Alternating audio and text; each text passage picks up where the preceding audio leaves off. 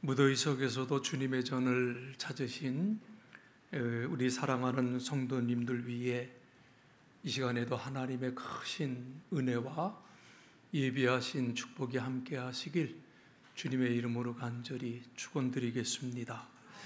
오늘 우리가 마가복음 13장에 있는 말씀을 함께 보았는데 이 말씀은 성전의 돌을 보면서 선생님, 이 돌을 좀 보세요.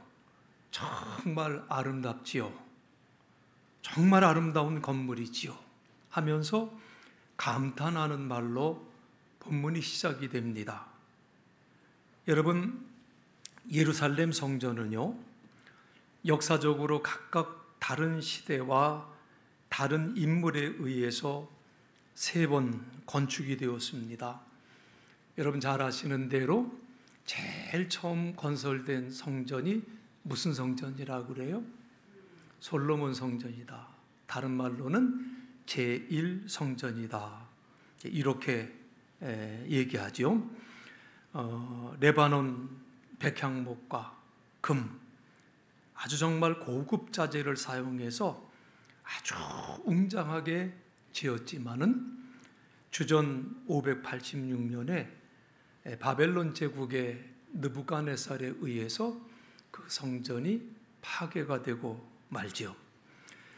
이후에 이제 바벨론 포로 후에 페르시아 왕 고레스가 조서를 써줘서 유다 백성이 이스라엘로 귀환하면서 주전 516년에 유다의 총독으로 임명되었던 수룹바벨에 의해서 성전을 재건하게 됩니다.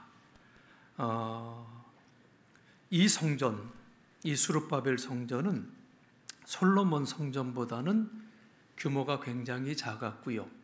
그리고 화려함도 떨어졌지만 하나님의 임재, 회복을 상징하는 성전으로 자리를 잡았고 이 성전을 보통 제2성전이라고 이렇게 불렀습니다.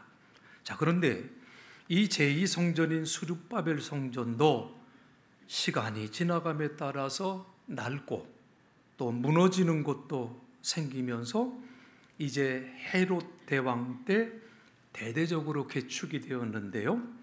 이후에 실질적인 수룹바벨 성전의 원형은 사라졌습니다. 주전 20년경부터 보수 확장 공사를 하는데 주후 60년까지로 보통 학자들이 진행된 것으로 보고 있습니다.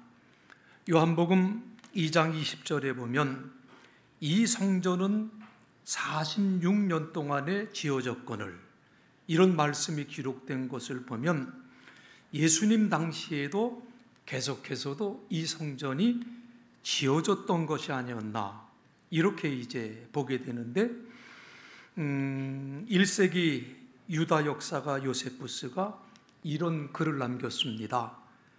해가 뜰 때 그 광채가 너무 눈부셔 눈을 감을 정도였었다. 그러니까 이 헤롯이 개축했던 이 헤롯 성전은 굉장히 화려하게 졌고요. 심지어는 큰 돌에다가도 금을 이제 입혀가지고 너무너무도 화려한 그러한 성전을 만들었다는 거죠. 헤롯 대왕은요, 이 수룹바벨 성전이 낙후되었기 때문에 유대인들의 환심을 사기 위해서 성전을 아름답게 지으려고 했습니다. 그리고 정치적인 정통성을 확보하고 또 로마와 유대 양쪽의 지지를 얻기 위해서 대대적인 재건 공사를 하였는데 이 성전을 두고 우리는 보통 헤롯 성전이다, 이렇게 부릅니다. 자, 그런데 이 성전이 주후 70년 로마 제국의 티투스 장군에 의해서 또 철저하게 파괴가 돼요. 예수님의 말씀하신 것처럼 돌 위에 돌 하나도 남겨지지 않고 다 파괴가 됐다는 거예요. 지금 이 본문에 마가복음 13장에 제자들이 보고 있었던 그 건물이 바로 이 헤롯 성전이에요. 갈릴리 시골 출신 제자들, 성전의 규모와 그 아름다움에 압도되었기 때문에 그런 말을 하는 거지요. 선생님, 보소서, 이 돌들이 어떠하며 이 건물들이 어떠합니까? 하면서 감탄하고 있는 모습을 우리가 보게 됩니다. 자, 여기서 제가 여러분에게 이제 질문을 하나 드리려고 하는데, 여러분 성경 열심히 읽으십니까? 아멘이 왜 한 분밖에 안 하신데? 여러분 성경 열심히 읽으세요? 조금 많아졌는데 앞으로 열심히 읽으시겠어요? 그래요. 자, 우리가 성경을 읽는 거는 굉장히 중요해요. 그런데 그것보다 더 중요한 게 있어요. 성경을 읽는 것이 중요한데, 그런데 왜 성경을 읽느냐 하는 문제예요. 여러분 성경 왜 읽으세요? 응? 아무도 대답을 안 하시네. 여러분, 우리가 성경을 읽는다고 하는 것은 단순히 성경 안에 있는 이러한 이야기들을 알고자, 기억하고자 성경을 읽는 것이 아니에요. 성경은 어떤 단순한 지식을 갖는 것이 그 성경 읽기의 목적이 아니라는 거지요. 우리는 성경을 읽으면서, 그리고 그 성경 안에 어떠한 말씀이 나오든지 우리는 그 성경의 말씀을 통해서 우리의 관점, 나의 관점을 성경의 관점으로, 그리고 나의 관점을 하나님의 시각, 하나님의 관점으로 바꾸려고 하는 목적을 갖고 우리가 성경을 읽는 거예요. 여러분, 고린도 후서 5장 16절에 이런 말씀이 기록이 되어 있어요. 그러므로 우리가 이제부터는 어떤 사람도 육신을 따라 알지 아니하노라. 비록 우리가 그리스도도 육신을 따라 알았으나 이제부터는 그같이 알지 아니하노라. 이렇게 말씀을 했어요. 이 말씀이 영어 성경 NLT 성경으로 보니까 이렇게 번역을 하고 있습니다. 우리는 이제부터 그 어떤 사람도 세상의 관점으로 알지 않겠습니다. 전에는 우리가 그리스도에 대해서도 세상의 관점으로 알았으나 이제는 더 이상 그렇게 하지 않겠습니다. 라고 번역을 하고 있어요.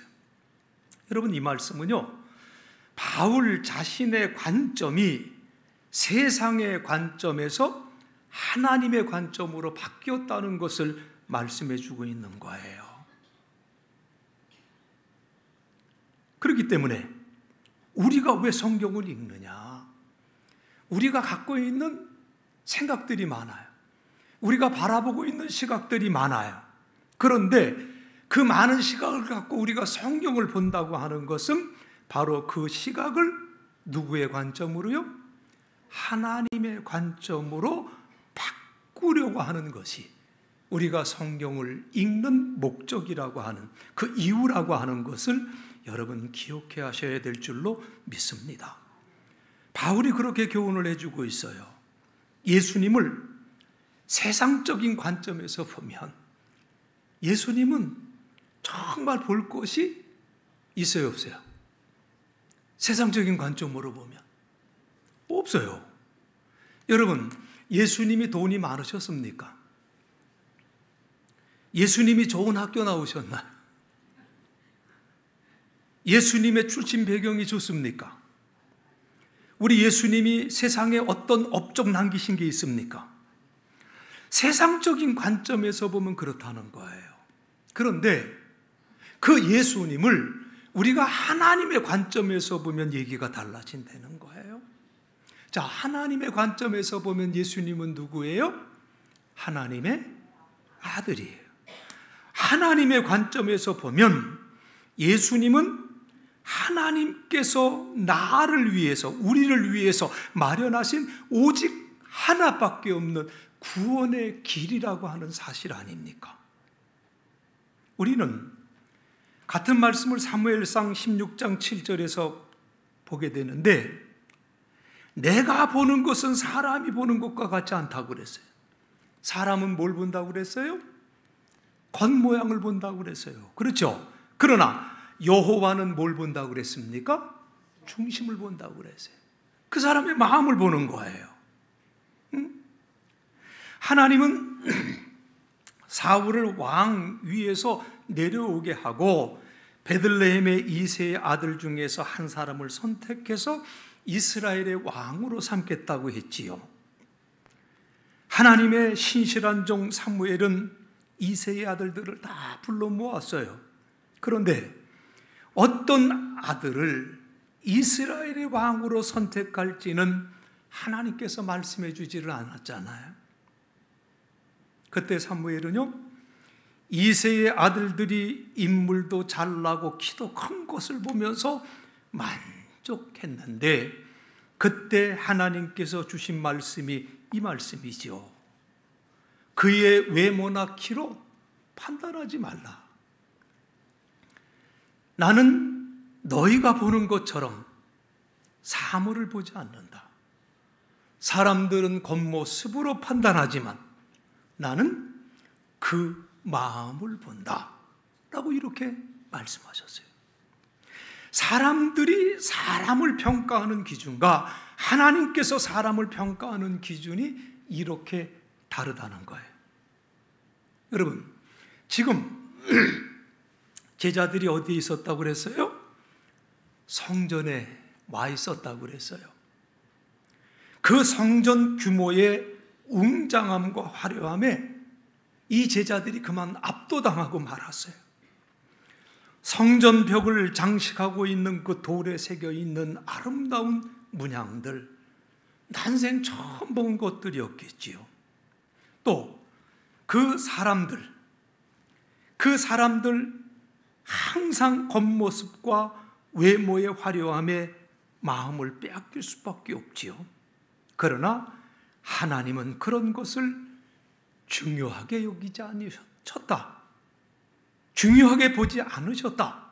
그래서 2절에서 예수님이 뭐라고 말씀하십니까? 내가 이 큰 건물들을 보느냐?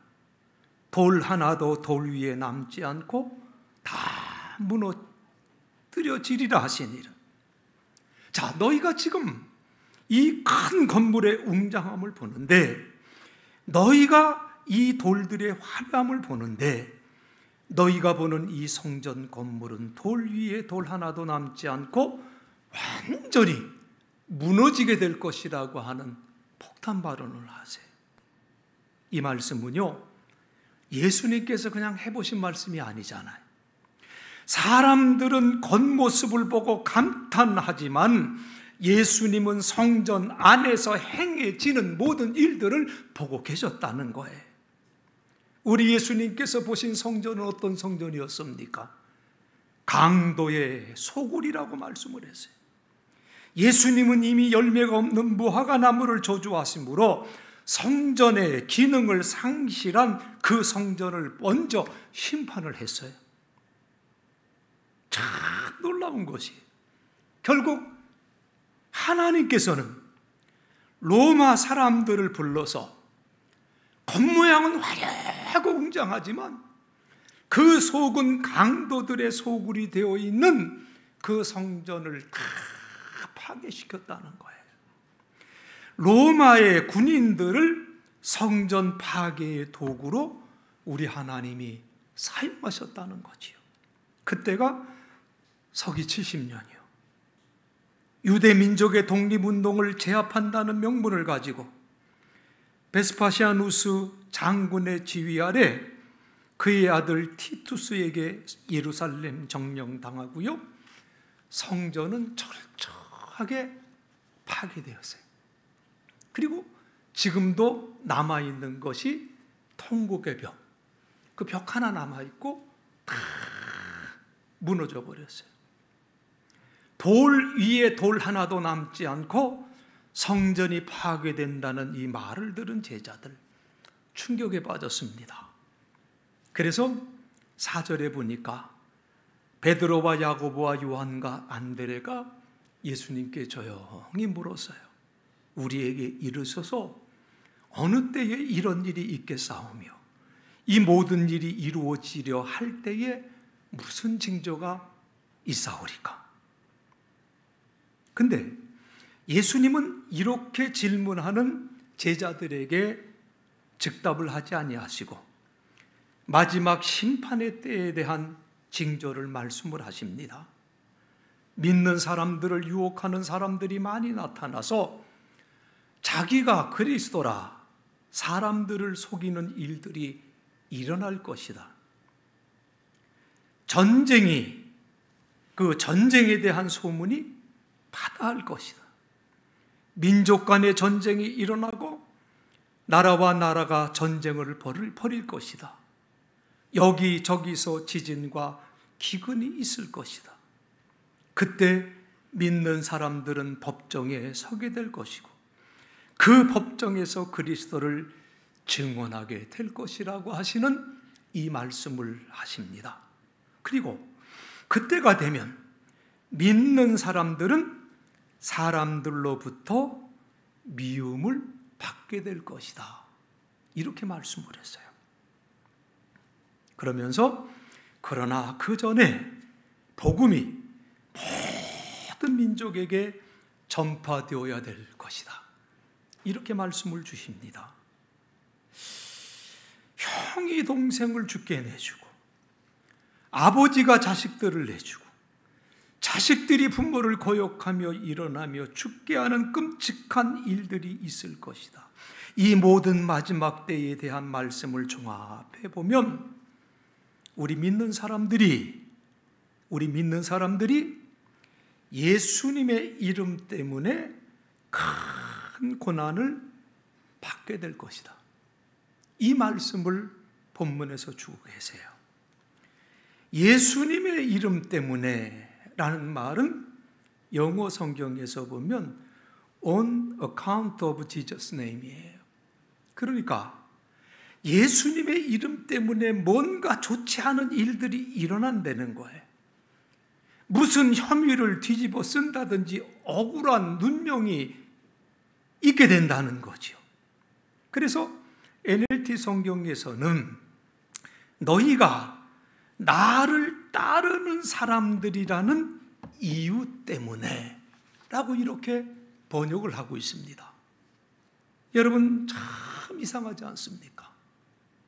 성경에 보면 우리가 예수님의 제자라는 이유 때문에 세상 사람들로부터 칭찬을 받고 영광을 받는다는 말씀을 거의 찾아볼 수가 없다는 거예요. 거의.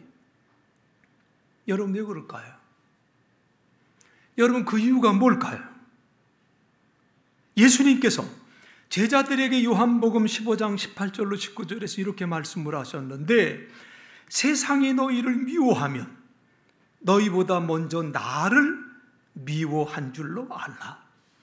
너희가 세상에 속하였으면 세상이 자기의 것을 사랑할 것이나 너희는 세상에 속한 자가 아니요 도리어 내가 너희를 세상에서 택하였기 때문에 세상이 너희를 미워하느니라.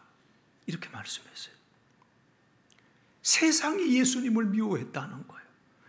마가복음 14장 43절에도 보면 예수님께서 말씀하실 때에 곧 12 중에 하나인 유다가 왔는데 대제사장들과 서기관들과 장로들에게 파송된 무리가 검과 뭉치를 가지고 그와 함께 하였더라 그랬습니다. 여러분, 대제사장과 서기관들과 장로들이 누구입니까? 그 당시 유대 사회를 움직이던 권력가들이었었어요. 이 사람들이 예수를 미워했습니다. 결국 예수님은 이 사람들의 손에 의해서 십자가에 달렸어요. 여러분, 이 사람들이 왜 예수님을 이처럼 미워했나요? 이 사람들이 추구했던 가치, 그리고 예수님이 추구했던 그 가치, 그게 달랐기 때문에 이 사람들은 세상적인 관점을 가지고 자기들에게 이익될 것을 추구했지만 예수님은 하나님의 관점을 가지고 하나님의 뜻을 실천하려고 하셨다는 거예요. 그러니까 서로 추구하는 것이 달라. 그러니까 부딪히게 돼 있었어요. 그래서 이들은 예수님을 미워했다는 거죠. 여러분, 예수님의 이름 때문에 나로 인하여 라는 이 말이 오늘 9절과 본문 13절 두 번 나오는데요. 여러분, 우리가 예수님의 제자로 산다라고 하는 그 말의 의미는요, 예수님께서 가지고 계셨던 그 관점을 나도 가지고 산다, 이런 의미를 가지고 있는 거예요. 그러니까 내 제자가 뭐냐? 누구 관점으로 사는 사람들? 하나님의 관점으로. 우리 예수님은 하나님의 관점을 가지고 사셨어요. 그리고 이러한 관점을 가지고 세상을 보셨다는 거지요. 그러니 예수님께서 바리새인들을 그렇게 책망할 수밖에 없었다는 거죠. 한번 예수님의 말씀을 들어보세요. 마태복음 23장 13절에 보면 화 있을진저 외식하는 서기관들과 바리새인들이요, 너희는 천국문을 사람들 앞에서 닫고 너희도 들어가지 않고 들어가려 하는 자도 들어가지 못하게 하는도다. 이 얼마나 엄청난 말입니까? 또 예수님께서 왜 그렇게 율법학자들을 책망하셨는지 누가복음 11장 52절에 보면 화 있을진저 너희 율법교사여, 너희가 지식의 열쇠를 가져가서 너희도 들어가지 않고 또 들어가고자 하는 자도 막았느니라, 이렇게 책망하시는 말씀이 기록되어 있고요. 누가복음 11장 46절에 보면 이르시되 화 있을진저 또 너희 율법교사여, 지기 어려운 짐을 사람들에게 지우고 너희는 한 손가락도 이 짐에 대지 않는도다, 이렇게 말씀하시는 것을 보게 돼요. 여러분, 예수님 외에 그 당시에 아무도 바리새인들의 위선을 공개적으로 지적한 사람이 없었고, 이 율법학자들의 위선을 공개적으로 지적한 사람이 그 당시에는 한 사람도 없었어요. 세상의 관점을 가지고 보면 보이지 않던 것들이 하나님의 관점을 갖고 보니까 그 모든 것들이 다 보이더라, 그 말이. 우리가 세상적인 관점을 가지고 살면 세상에 나가서 아무런 문제가 없습니다. 부딪힐 일도 없어요. 그런데 내가 하나님의 관점을 가지고 세상에 나가면 세상에서 미움을 받게 된다. 이것이 오늘 말씀에 나오는 On account of Jesus' name이에요. 예수님의 이름 때문에. 그렇기 때문에 우리가 예수님의 제자로 살면 오히려 갈등이 생기고 전에 없었던 걱정거리가 생기기 시작합니다. 여러분, 정말 그렇습니까?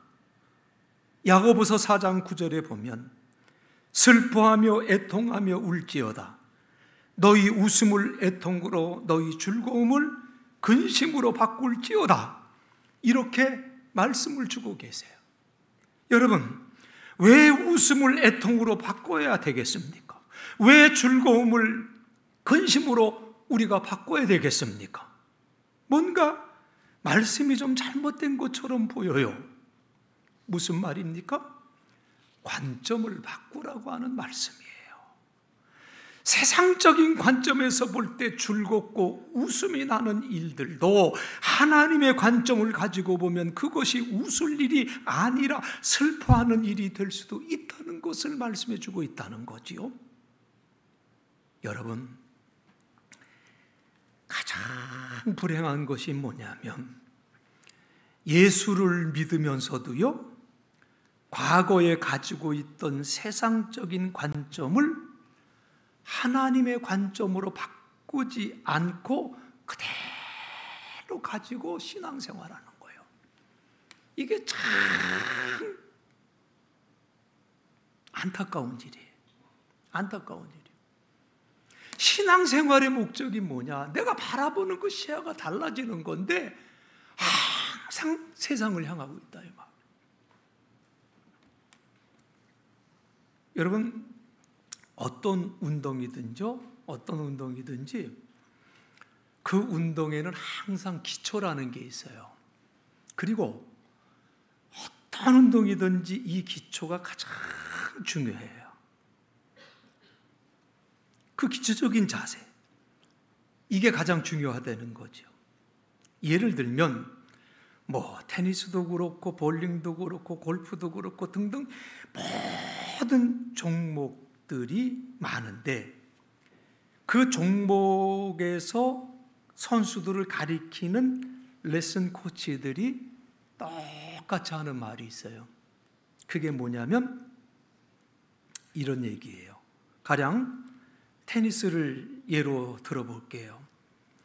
여러분, 만약에 여러분이 테니스 코치예요.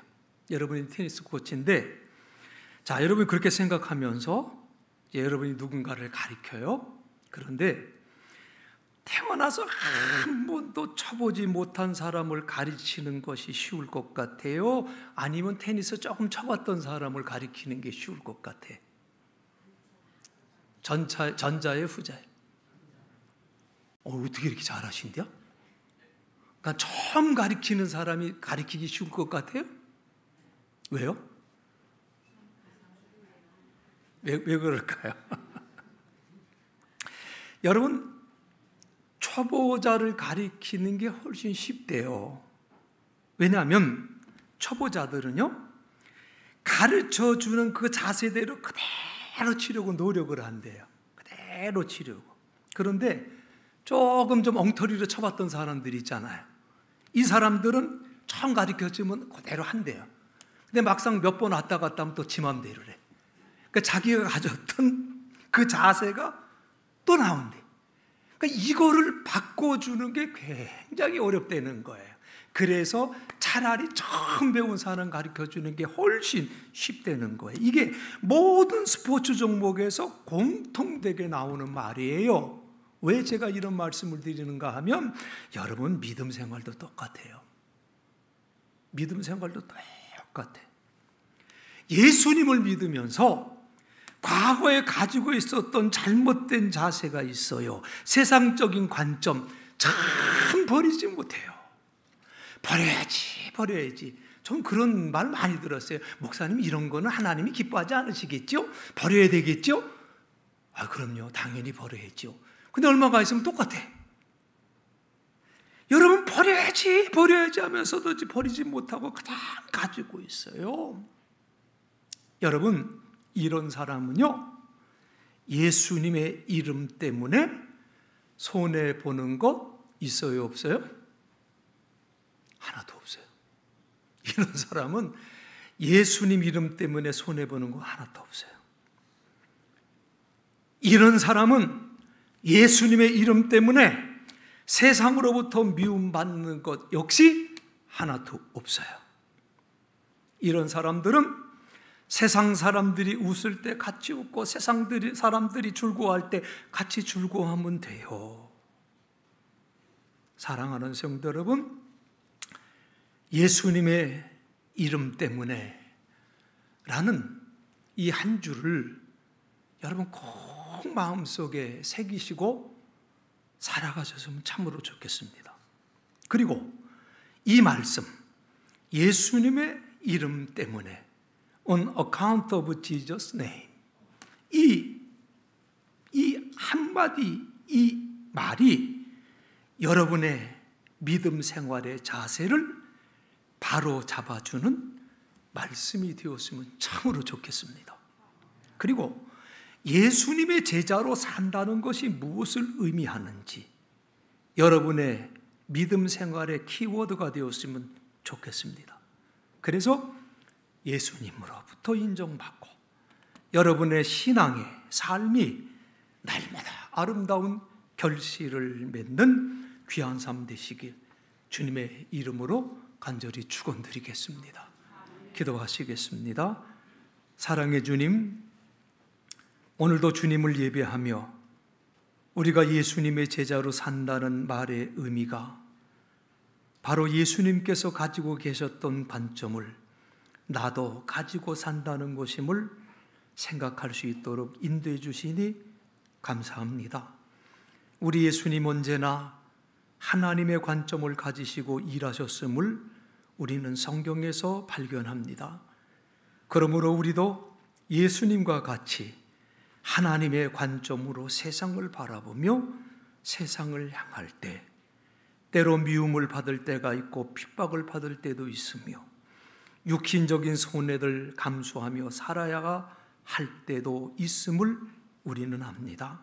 그러나 주여, 어떠한 일이 있더라도 나의 중심을 보시는 하나님 앞에 예수의 이름으로 살게 하시고 예수의 이름 때문에 내가 걸어가야 할 그 길을 힘있게 걸어갈 수 있도록 하나님 도와 주옵소서. 승리하게 하여 주옵시고 성령의 아름다운 열매들을 결실 맺는 삶 되게 도와 주옵소서.